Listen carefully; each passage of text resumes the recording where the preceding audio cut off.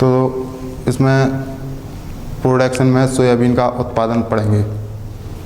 Soybean का उत्पादन मध्य प्रदेश में सोयाबीन खरीफ की एक प्रमुख फसल है, जिसकी खेती लगभग 53.00 लाख हेक्टेयर क्षेत्रफल में की जाती है। जैसे आप लोग जानते हैं, मध्य प्रदेश में सोयाबीन एक प्रमुख फसल है जो खरीफ मौसम में उगाई जाती है और इसका उत्पादन मध्य प्रदेश में काफ़ी अच्छा होता है। और आप लोग जानते हैं जैसे कि मध्य प्रदेश को सोयाबीन स्टेट के नाम से भी जाना जाता है। सोयाबीन खेती के लिए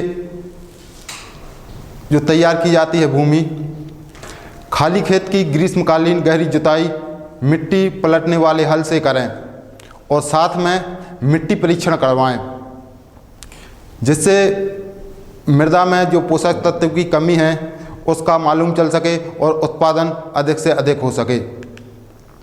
ग्रीष्मकालीन जुताई में खाली खेत की ग्रीष्मकालीन गहरी जुताई मिट्टी पलटने वाले हल से मार्च माह से 15 मई तक 9 से 12 इंच गहरी जुताई करनी चाहिए। मृदा के भौतिक गुणों में सुधार होगा, जैसे मृदा में वातायन, जिससे वायु संचार अच्छा होगा, पानी सोखने एवं जल धारण शक्ति बढ़ेगी और उत्पादन अधिक होगा।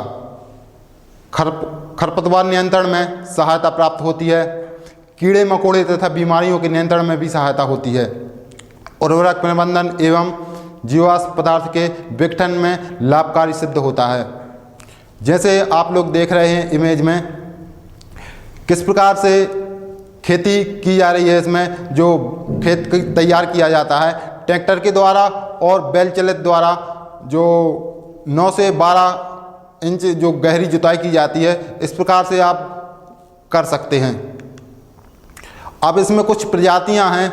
जो आपकी प्रजाति है इसमें JS335, जो यह किस्म है, यह 95 से 100 दिन में तैयार हो जाती है। उपज 25 से 30 क्विंटल पर हेक्टेयर प्राप्त हो जाता है। 100 दाने का वजन इसमें 10 से 13 ग्राम होता है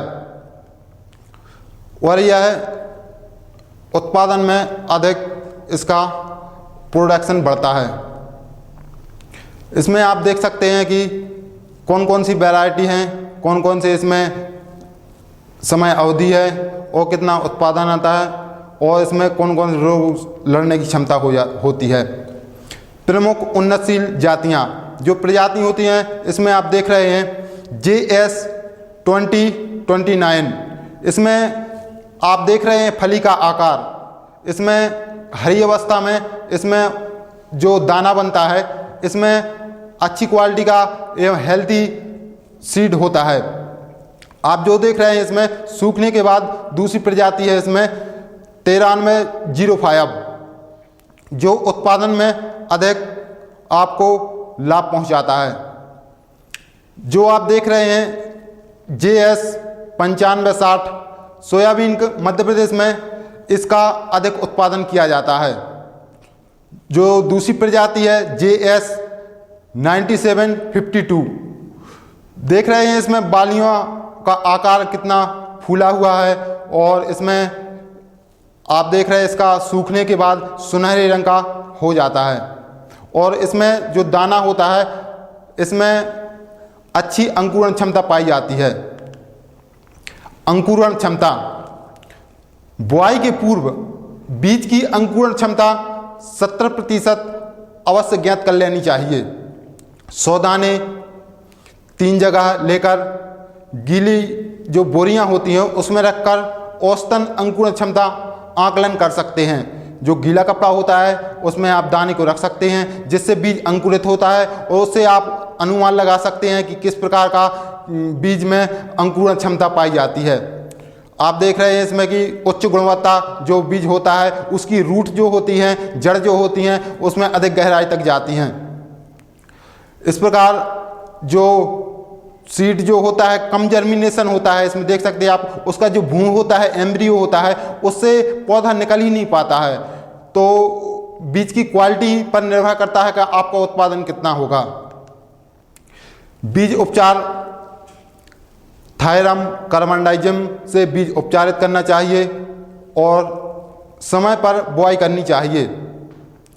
4 से 5 इंच वर्षा होने पर इसकी बुआई की जाती है। जून के अंतिम सप्ताह से जुलाई के प्रथम सप्ताह के मध्य आप इसकी बुआई कर सकते हैं। बीज की मात्रा जो लगाई जाती है, छोटे दाने वाली प्रजाति जो होती हैं उसमें आप 60 से 70 किलोग्राम प्रति हेक्टेयर की दर से इसको आप खेत में बो सकते हैं। और बड़े दाने आकार वाली जो प्रजाति होती है उसमें आपको सीड थोड़ा ज़्यादा लगता है। 80 से 90 किलोग्राम प्रति हेक्टेयर की दर से निर्धारित कर बोना चाहिए। बीज के साथ किसी भी प्रकार के रासायनिक उर्वरक का प्रयोग ना करें। फसल सुरक्षा आवश्यक है, क्योंकि सोयाबीन की ऐसी फसल है जिसमें कई प्रकार से क्षति होती रहती है। आप इसमें ब्लू बीटल जो होता है उसके नियंत्रण के लिए आप उपाय कर सकते हैं।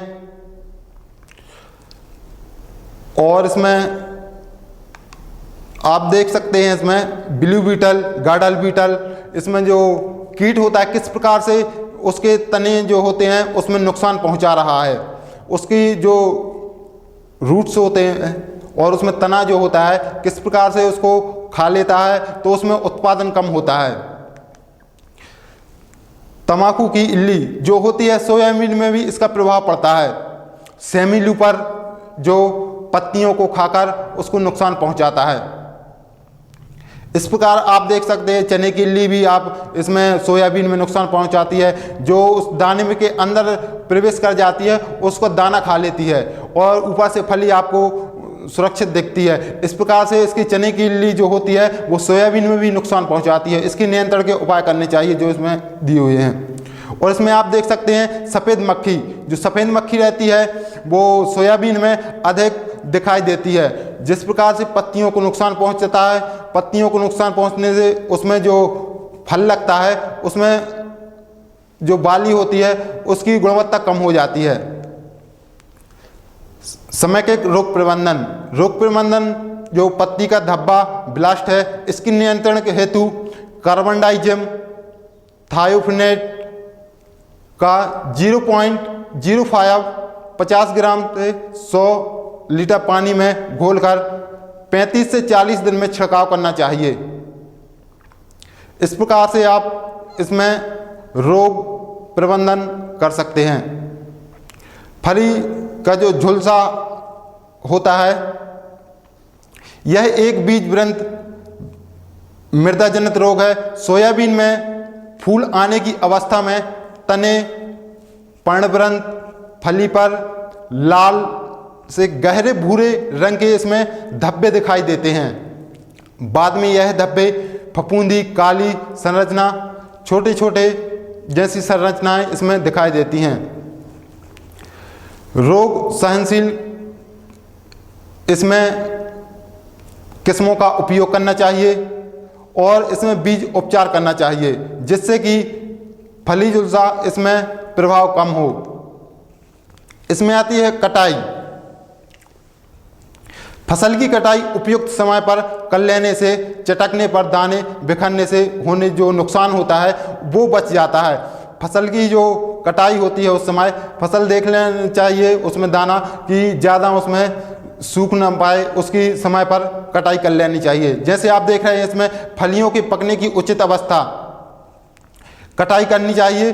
कटाई के समय बीज में उपयुक्त नमी की मात्रा जो होती है 14 से 16% होनी चाहिए। फसल को 2-3 दिन तक धूप में सुखा लेना चाहिए, फिर उसकी गहाई करनी चाहिए। गहाई के बाद बीज को 3 से 4 दिन तक धूप में अच्छा सुखाकर भंडारित करना चाहिए। ओके विद्यार्थियों, आपने सोयाबीन का उत्पादन पढ़ा। ओके, नमस्कार विद्यार्थियों।